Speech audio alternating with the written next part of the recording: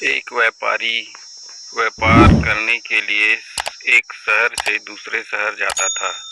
बीच में रेगिस्तान का कुछ इलाका पड़ता था। वह आदमी एक नेगेटिव सोच वाला था। हमेशा शिकायत करता रहता था कि मेरे पास ये नहीं है, वो नहीं है, इसकी कमी है, उसकी कमी है। एक दिन वह रेगिस्तान में से गुजर रहा था, तभी उसकी पानी की बोतल खाली हो जाती है। उसे बड़ी जोर की प्यास लगती है, लेकिन रेगिस्तान में पानी न मिलने की वजह से उसे बहुत गुस्सा आ जाता है और बोलता है कि कितना खराब जगह है, न कोई पेड़ न पानी, रास्ता भी लंबा है, रेगिस्तान पार करना पड़ता है। आसपास की तरफ देख करके कहता है कि भगवान ये कैसा जगह बना दी है आपने। अगर मेरे पास में बहुत सारा पानी होता, बहुत सारे संसाधन होते तो इस जगह पर हरियाली कर देता, बहुत सारा पेड़ लगा देता। वह आदमी ऊपर देखकर ये सब बातें कह रहा होता है और ऐसा लग रहा था कि जैसे ऊपर वाले से जवाब का प्रतीक्षा कर रहा हो कि भगवान कुछ कह दे। अपनी आंखों के सामने एक कुआं दिखाई दिया। वह पूरी तरह से घबरा गया, क्योंकि उसने कभी भी उस रेगिस्तान में कुआं नहीं देखा था। वह कुएं के पास पहुंचा और देखा कि कुआं पूरी तरह पानी से भरा हुआ है, परंतु वह आदमी नेगेटिव सोच वाला था और हमेशा शिकायत करता रहता था।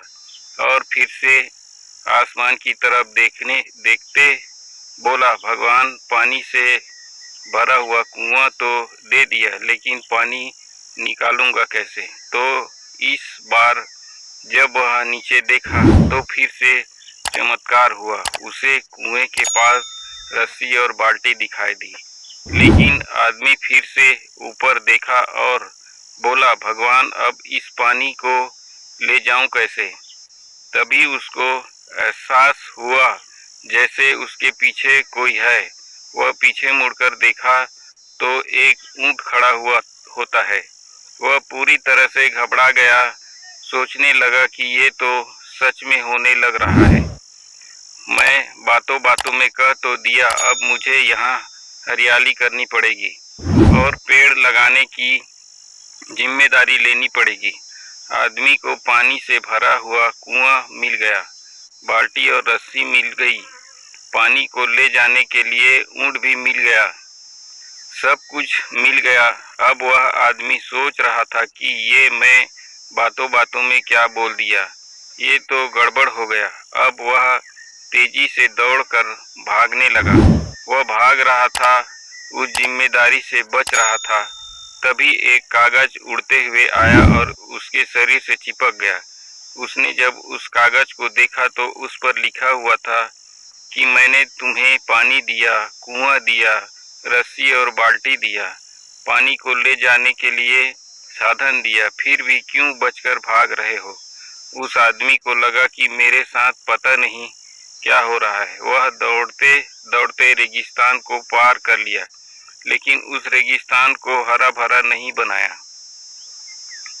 यह कहानी हमें सिखाती है कि हम में से बहुत सारे लोग ये कहते हैं कि बड़े स्कूल में पढ़ लिया होता या बड़े कॉलेज में चला गया होता तो ये कर लेता, अगर मेरे पास बहुत सारा पैसा होता तो ये कर लेता, मेरा बॉस मेरे साथ नहीं होता